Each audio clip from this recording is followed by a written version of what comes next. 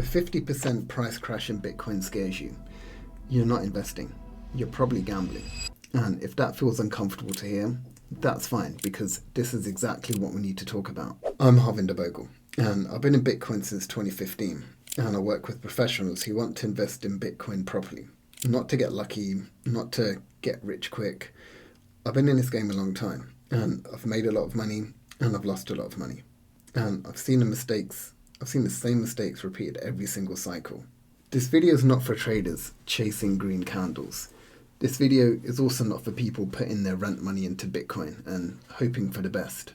This is for people who actually want to understand how investing actually works, why volatility exists, and why over the long term, volatility is simply the price you pay to win. Here's the truth. Price crashes aren't the problem. Confusion is. People say they believe in Bitcoin. They say they understand it. But the moment the price drops 50%, 20%, or even 30%, they panic. And that tells you everything. They don't have a plan. They don't have a time frame. They don't actually understand what they bought. Real investors expect drawdowns. It's part of the game. They don't hope they won't happen. They assume they will. It's priced in. So if a price drop changes how you feel, your position size is wrong. Or your time horizon is wrong. Usually both. Bitcoin doesn't reward emotional decision making. It punishes it. Time horizon decides everything. With the S&P 500, the math is clear. If you hold long enough, historically, you're going to be in profit. I think the math is, if you hold for 7 years in a row without selling, you're 100% guaranteed to be in profit.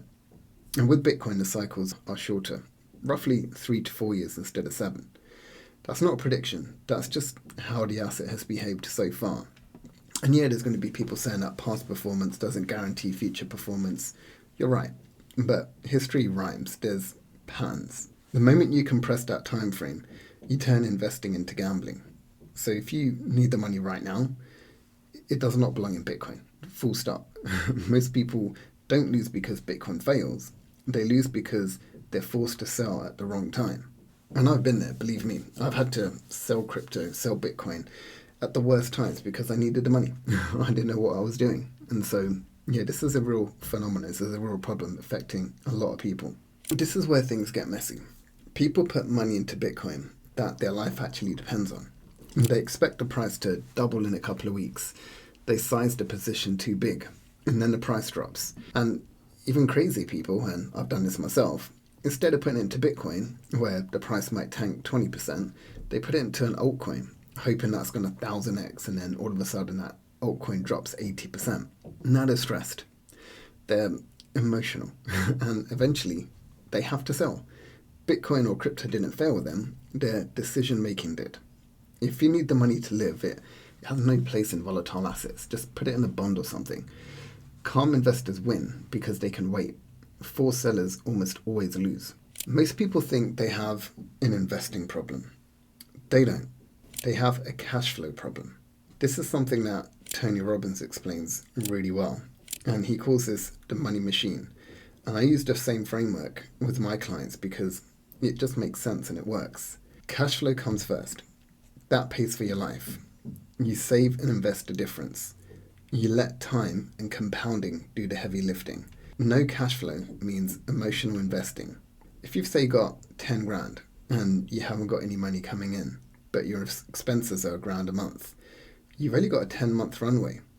And if Bitcoin drops by 30%, 50%, then all of a sudden you haven't got 10 grand anymore. You've got 5 grand or 7 grand. And so your runway's just dropped by half or 30%. Emotional investing always ends badly.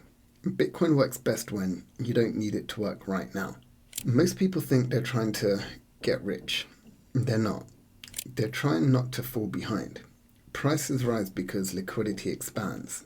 More money enters the system. That money flows into risk assets. This isn't hype. This is economics. Bitcoin is a tool to fight inflation over time. It's not a lottery ticket. Once you understand that, price crashes stop feeling personal. They just become part of the process. Part of the game. This is no different from health. You can't eat badly every day and fix it with the gym. You can't invest well if the rest of your money habits are broken. Income matters. Spending discipline matters. Savings matter. Time matters. Bitcoin amplifies discipline, and it amplifies stupidity at the same time. And there's no escaping that. If a Bitcoin crash scares you, that's not a flaw. It just means you're missing the system. Fix the system, and volatility stops being scary and starts being normal. If you found this video interesting, feel free to subscribe. I make videos like this every week. Comment, share with someone who probably needs it. And if you have any Bitcoin related questions or topics that you want me to go over, just leave a comment and I'll see what I can do. By the way, if you want to know the full process that I take my one-on-one clients through when they're investing in Bitcoin for the first time, I've created a separate video. The link is in the description. There's no opt-in and there's tons of free value in it. Go and check that out and I'll see you in the next video. Thanks.